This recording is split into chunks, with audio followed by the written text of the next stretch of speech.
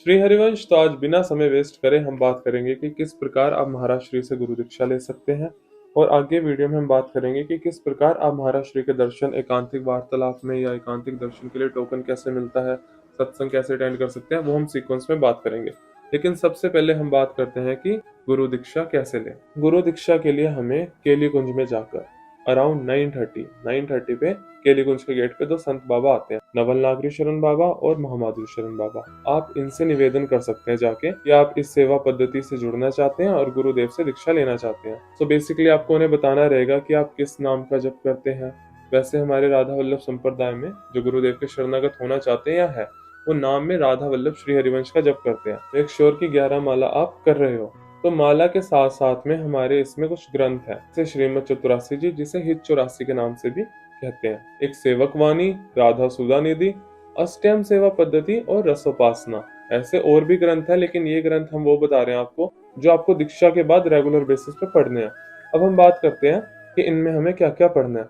हित 84 में महाप्रभु हरिवंश चंद्र जी द्वारा 84 पद है, उसके 12 पद आपको डेली बेसिस पे पढ़ने हैं, लेकिन आपको उसके अर्थ नहीं पढ़ने क्योंकि वो आदेश नहीं हुआ। उसके बाद सेवक वाणी जी आ जाती है। सेवक वाणी के आपको डेली बेसिस पे 5 छंद पढ़ने अर्थ के साथ में, सेवक वाणी में अर्थ आपको पढ़ना है।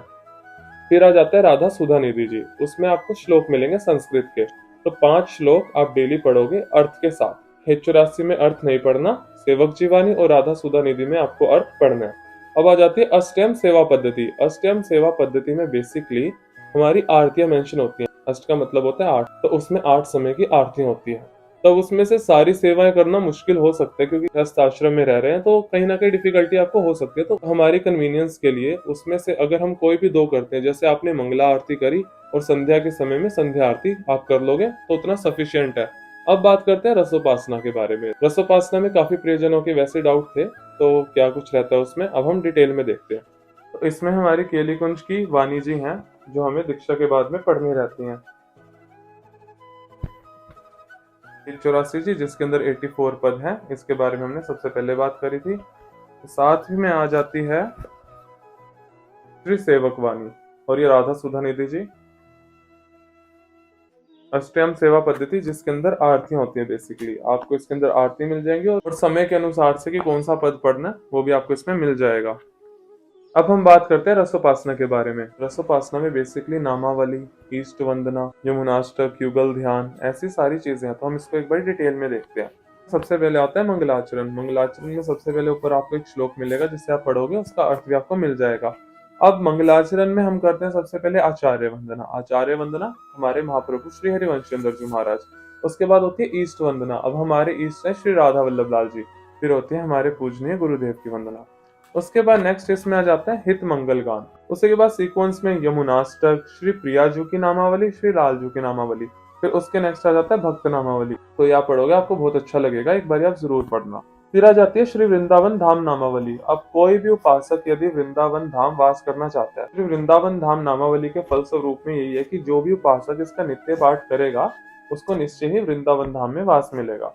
उसके बाद आ जाते हैं श्रीहित इष्ट आराधन प्रकरण, इष्ट स्तुति, कीर्तन एवं जयकारा, जय जय राधा वल्लभ श्री हरिवंश, श्री वृंदावन, श्री वंचन। इसमें आपको सीक्वेंस में मिल जाएगा, जैसे हित हरिवंश, गुरु हरिवंश, प्राण हरिवंश, पूरा सीक्वेंस में आ जाएगा। फिर लास्ट में आ जाता है पदावली। पदावली में जैसे हमारे माई श्यामा जू को राज, किशोरी तेरे चरणन की रज पाऊं, ये आप इसमें देख सकते हो।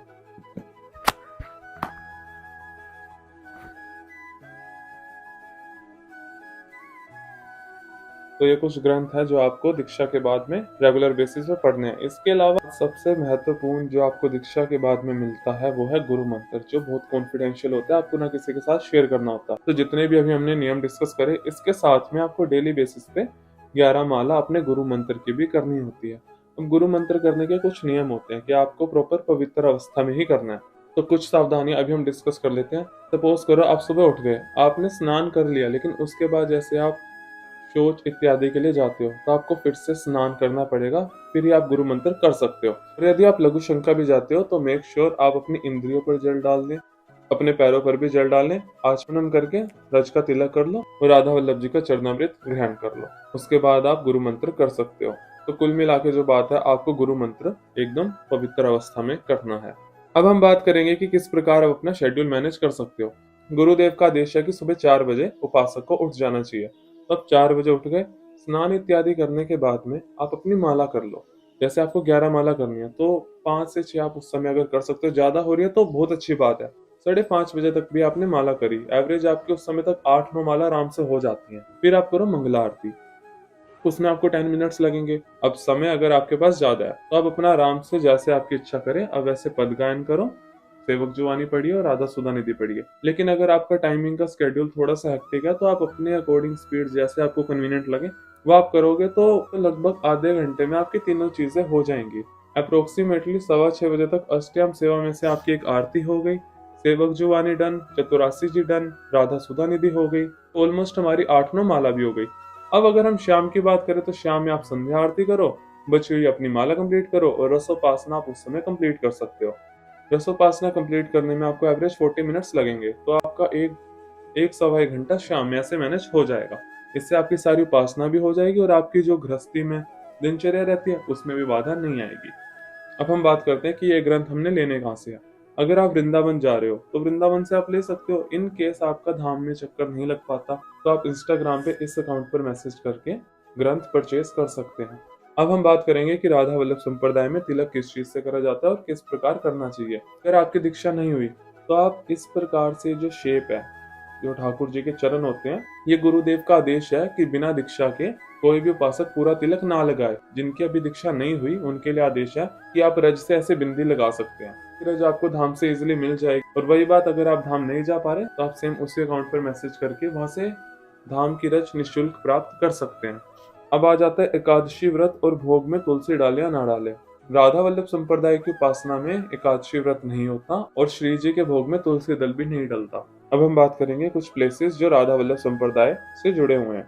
सेवा कुंज, मानसरोवर, वंशीवट, ट्रास मंडल, बादग्राम, राधा वल्लभ मंदिर और श्री राधिका वल्लभ मंदिर। साथ ही साथ राधा वल्लभ मंदिर के साथ में एक लाल दीवार वाला मंदिर है, उसमें राधा वल्लभ जी मुगलों के आक्रमण से पहले विराजमान थे और आज के समय में वहां पर महाप्रभु श्री हरिवंश चंद्र जी विराजमान है।